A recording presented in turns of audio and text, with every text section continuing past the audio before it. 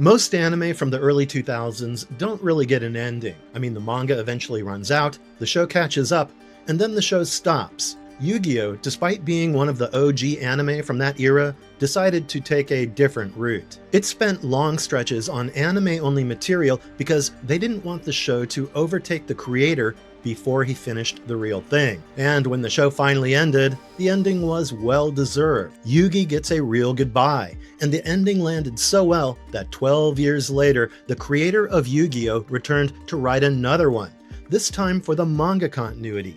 And then, in a twist nobody could have seen coming, the ending fit the Yu-Gi-Oh! Story he spent 8 years writing. So today, we're going to see how Yu-Gi-Oh! Ended twice. 2 shows named Yu-Gi-Oh! Before we get into any of the details, we have to get one thing sorted so that no one goes into the comments section fuming. There are 2 separate anime adaptations of Kazuki Takahashi's manga from this era. And even though most people treat them as the same show, they are not. The first one was produced by Toei Animation and aired on TV Asahi from April 4th to April 10th, 1998.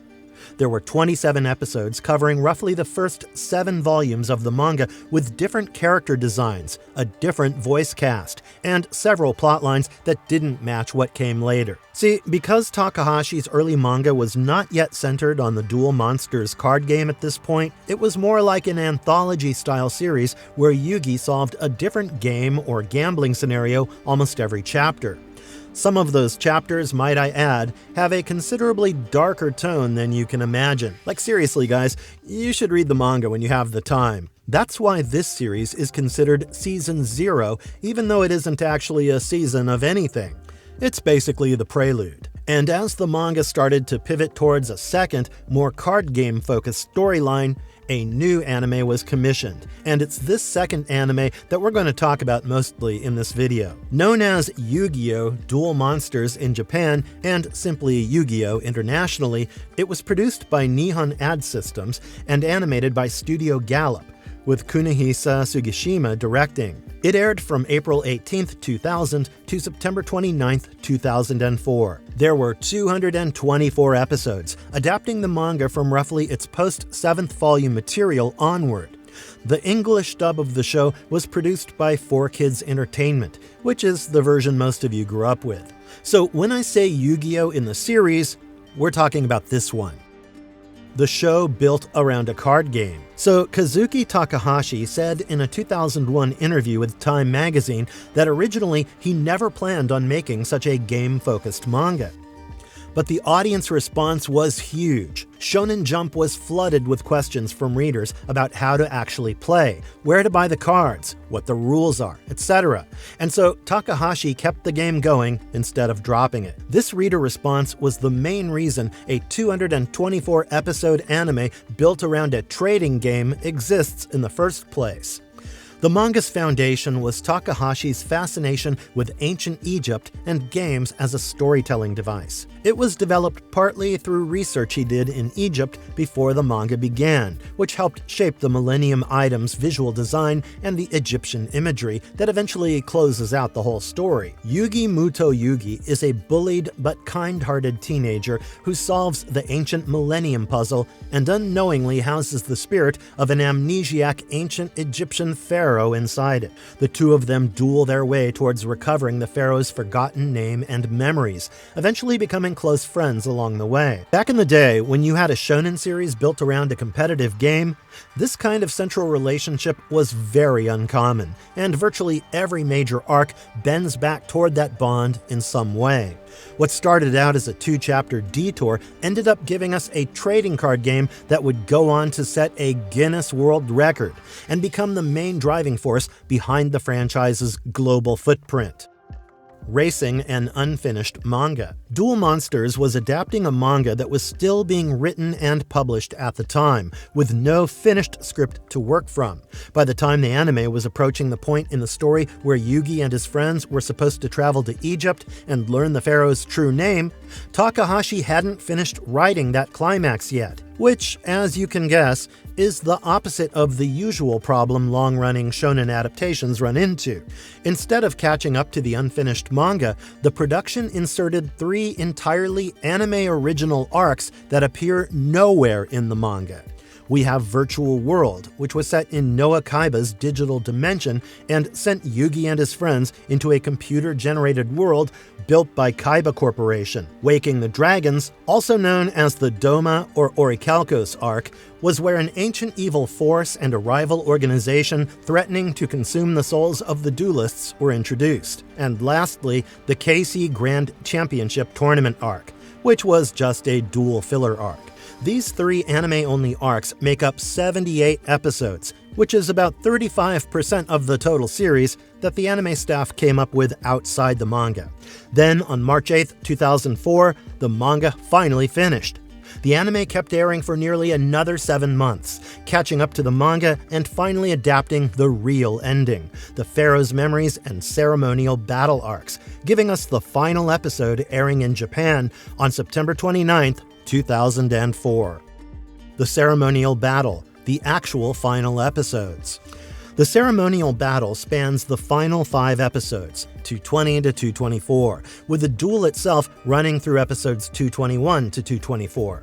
It's sometimes translated as Battle Ritual. In the English dub, you'll know the duel episodes as The Final Duel. By this point, the Pharaoh has recovered all 7 Millennium items and all 3 Egyptian god cards, and has finally learned his own name, Atum. In the Pharaoh's Memories arc, we get the whole story about how his soul ended up inside the puzzle in the first place.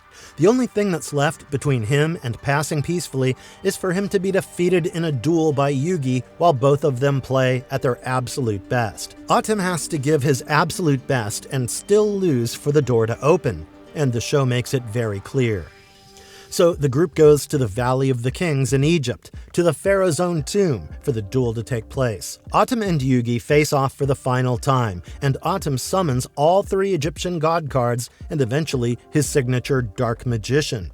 Yugi uses Card of Sanctity to power up Silent Magician LV5, which lets him take down the Dark Magician and later blocks Atum's attempt to revive Slifer with Monster Reborn before winning the duel fair and square. With this defeat, Ishizu concludes that the door to the afterlife has opened. Yugi and his friends bid Atum a heartfelt goodbye as he walks towards the light, reminding him that from here on, there's only one Yugi. If you haven't seen the subbed version, then you've probably missed this. But after the credits, in the original Japanese broadcast, there is a brief voiceover with Yugi reflecting that everyone has their own story, and this one ends in light, while his story is just beginning. This was cut from the 4K Kids dub, but as you can see, without this little tidbit, the whole vibe of the final episode changes. The English dub finale didn't air in the US until June 10, 2006, almost 2 years after it aired in Japan, and that post-credits epilogue was still absent from the 4Kids version. The voices behind Yugi and the Pharaoh. The relationship between Atum and Yugi is really the heart of the show, and across the 224 episodes, the 2 characters were voiced by one actor who was pulling off 2 distinct performances at once. In the Japanese version, Shunsuke Kazama voiced both Yugi and Yami Yugi, or Atum, shifting pitch and delivery between the 2 personas for the show's entire run. Kazama actually had no prior voice acting experience, so these roles were his introduction to the craft, and the distinction between the 2 voices was built from scratch by him as the show went on. In the English dub, Yugi and Atum are voiced by Dan Green, whose real name is James Hadley Snyder, who has returned time and again to voice the characters.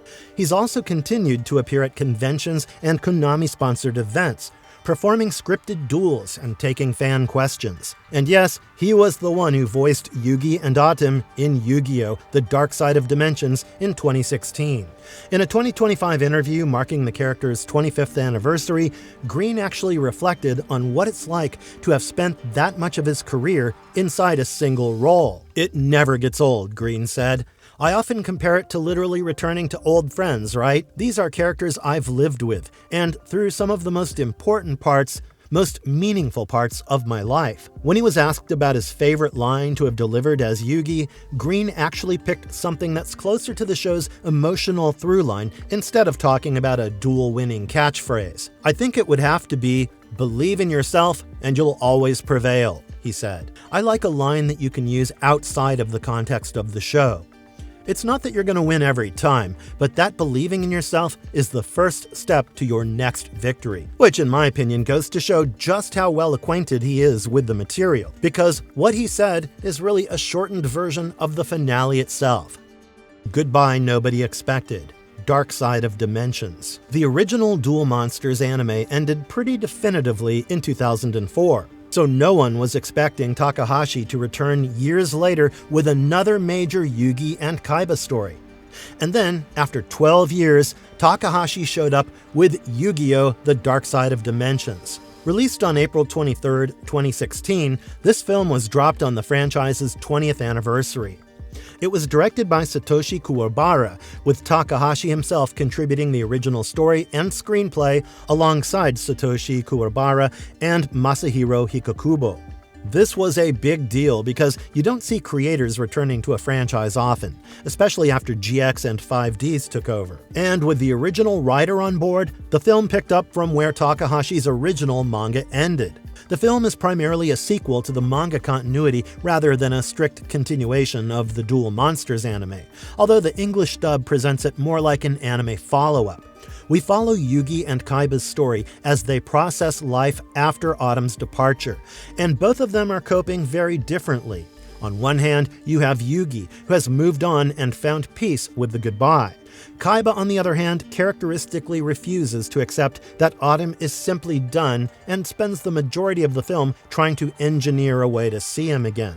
This film also introduces us to a new antagonist, Aigami, who's eventually corrupted by the Millennium Ring, so understandably, we finally see Autumn back in the picture. He returns at the climax, and when he leaves, he and the Millennium Puzzle fade away together, closing off the old path to his return.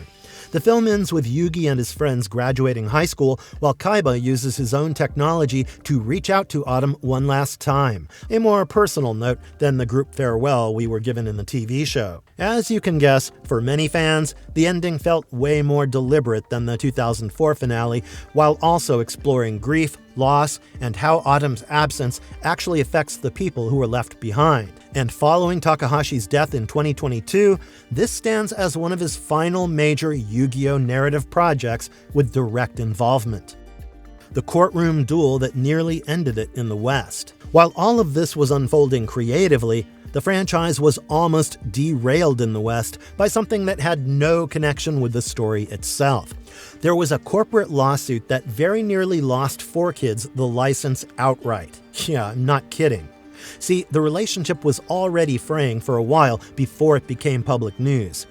You see, an audit in 2009 revealed that 4Kids had failed to hand over roughly $4.8 million in royalties owed to TV Tokyo and Nihon Ad Systems, who, as you may recall, are the Japanese rights holders who had licensed Yu-Gi-Oh! To 4Kids under a 2008 licensing deal. Beyond the underpayment, the Japanese licensors also alleged that 4Kids had hidden income through an undisclosed side arrangement with rival distributor Funimation.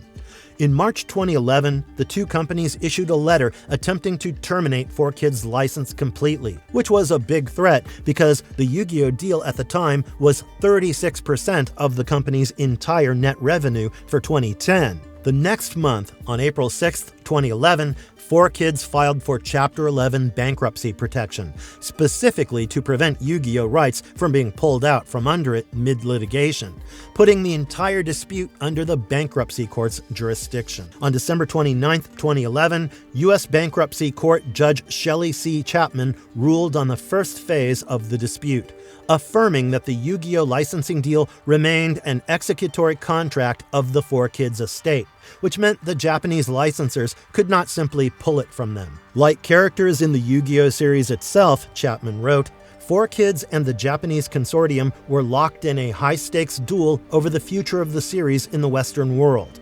and, by extension, the survival of 4Kids as a growing concern. The case finally settled on February 29, 2012, and the Japanese licensors paid 4Kids $8 million, and 4Kids kept the license, retaining its role as licensing agent for merchandise, television broadcast, home video rights, etc., to Yu-Gi-Oh! Everywhere outside Asia. Even after that favorable ruling and settlement, 4Kids' production arm was sold to Konami later that same year, which we know as Konami Cross Media NY. 4Kids Entertainment itself, by then renamed 4 Licensing Corporation, filed for bankruptcy again in September 2016 and was completely shut down by 2017. The man who never stopped playing the hero. On July 4th, 2022, Kazuki Takahashi was snorkeling off the coast of Okinawa at a popular dive spot called Mermaid's Grotto in the village of Onna.